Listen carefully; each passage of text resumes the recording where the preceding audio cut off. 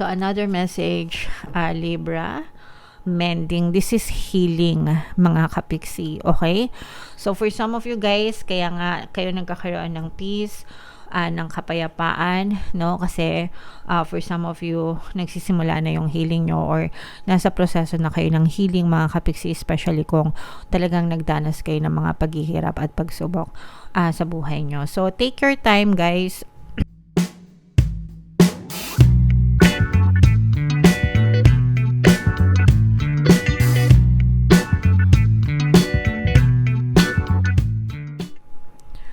Hello guys, hello Libra, welcome back to Pinoy Pixie Tarot. Ang pamagat ng episode natin for tonight is Messages from the Universe.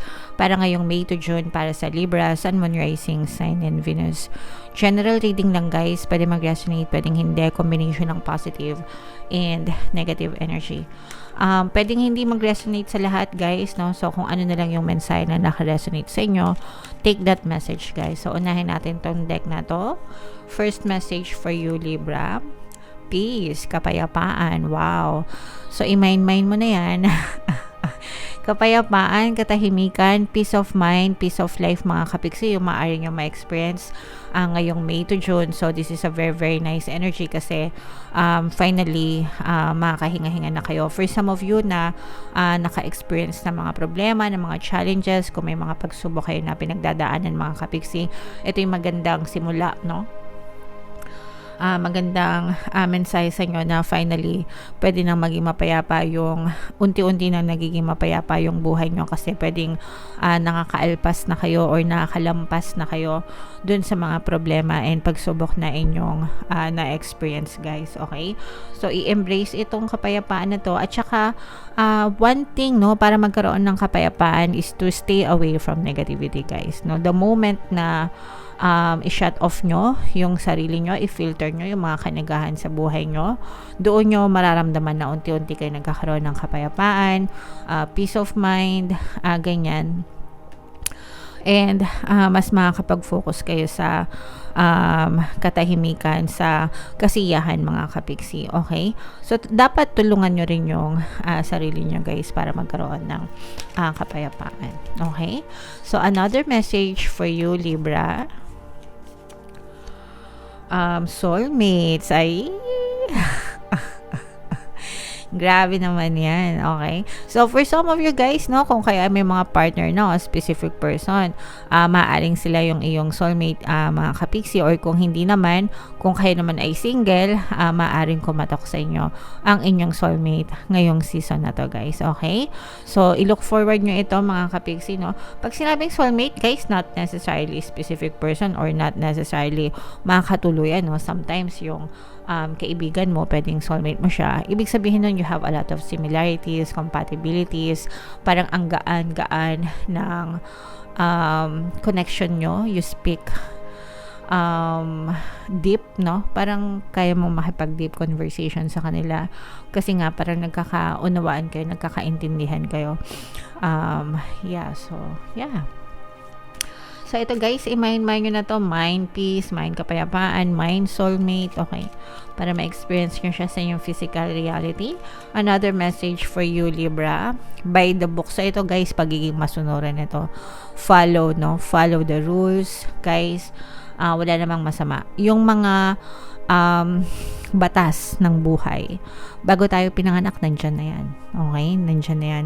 Batas ng buhay. And ginawa yan, no? Or nandyan yan para magkaroon talaga ng orderliness, diba? Kapayapaan, para walang kagulo. Syempre, kung walang mga rules, walang mga laws, walang mga batas, di kagulo yung mundo, no?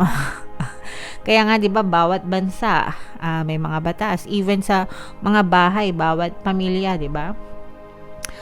Sometimes mga bawat pamilya may mga kanya-kanyang batas yan, ganyan. So make sure na sumunod, wala namang mawawala, mga kapiksi, okay? Wala namang mawawala, bagkos magdadala pa siya ng katahimikan at kapayapaan sa ating buhay, okay? So another message, Libra, mending. This is healing, mga kapiksi, okay? So for some of you guys, kaya nga kayo nagkakaroon ng peace, ng kapayapaan, no? Kasi for some of you, nagsisimula na yung healing nyo or nasa proseso na kayo ng healing, mga kapiksi, especially kung talagang nagdanas kayo ng mga paghihirap at pagsubok sa buhay nyo. So, take your time, guys. Yung healing naman, ano yan, hindi yan minamadali, no? Proseso yan, it takes time. And tsaka sometimes, no, depende kasi yan sa degree ng sugat, 'di ba? Na-experience nyo. So imagine mo kunwari may sugat ka dito, 'di ba? Pag mababaw lang, mabilis lang, sometimes hindi mo nga nararamdaman yung sakit. Minsan nga may sugat ka na hindi mo pa napapansin, 'di ba? Depende sa lalim. Pero minsan pag malalim yung sugat, 'di ba? Kahit na parang ginamot mo na siya, parang feeling mo wala na, minsan kumikirot pa yung nasa loob. So ganun 'yun, mga kapiksi. Yung paghilom, no, depende sa degree or sa level ng sugat na na-experience mo sa buhay. Ang importante is you focus on yourself, guys. You focus on your healing. Pwedeng emotional yan, pwedeng mental, physical, kung ano man yung sakit nyo na naranasan. Meron tayong Ho'oponopono subliminal dun sa mga kapiksi natin na may mga emotional pain. Pagdating naman dun sa mga mental, sa mga sakit, no, physical na sakit, ganyan, or magpa-check up, mga kapiksi, uminom ng mga gamot, 'di ba?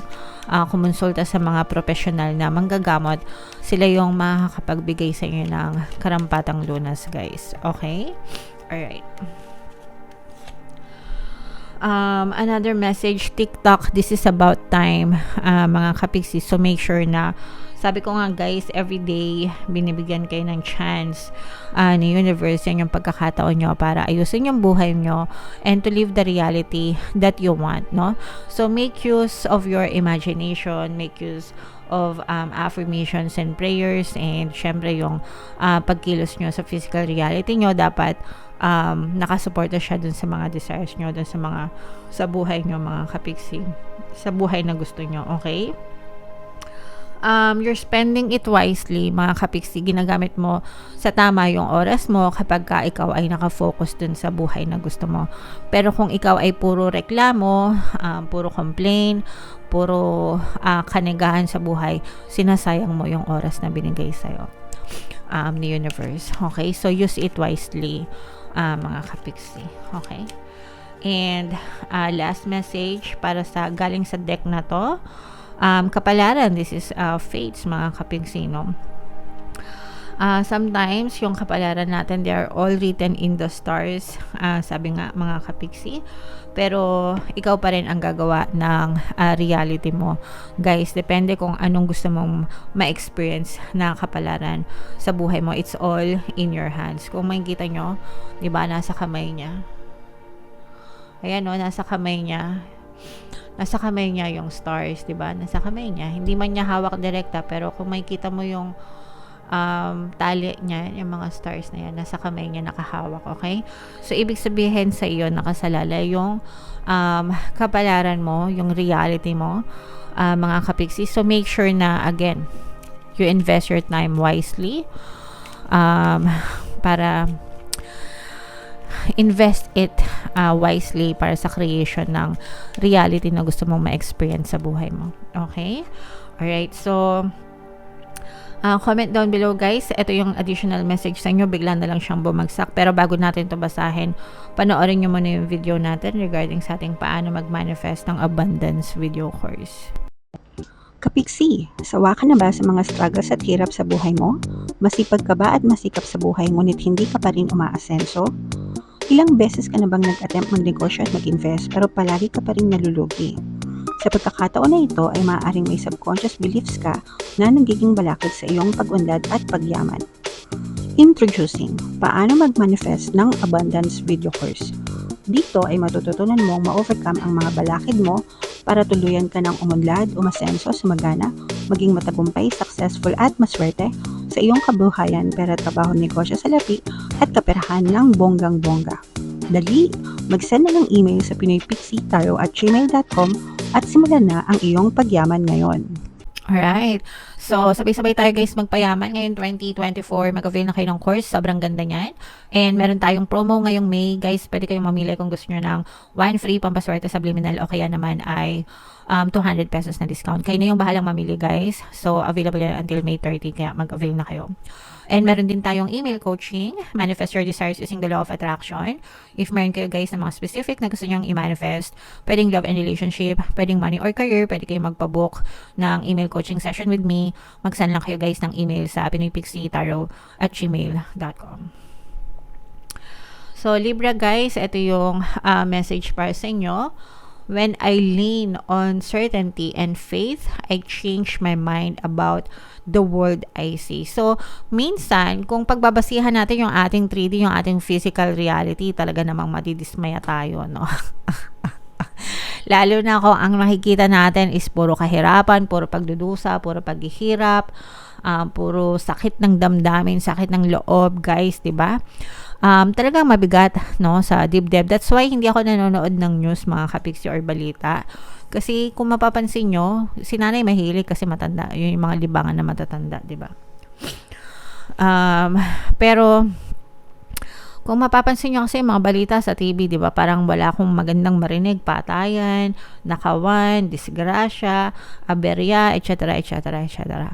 So, those are all negative circumstances, no? And kung titingnan mo siya ng titingnan, it's so heartbreaking, mga kapigsi, no? Pero when you lean on certainty and faith, sabi nga dito, kumbaga, if you create in your imagination yung mundo na gusto mo, yung mundo na pangarap mo sa buhay mo, mga kapigsi, magbabago talaga yung experience mo sa buhay, okay? So, example nito guys, example lang kunwari, nakatira ka sa squatters area, kunwari lang. Syempre, pag squatters area, alam naman natin, masikip, magulo, maingay, sometimes may away, sometimes may rumble, hindi ka matahimik, 'di ba? Hindi matahimik yung lugar.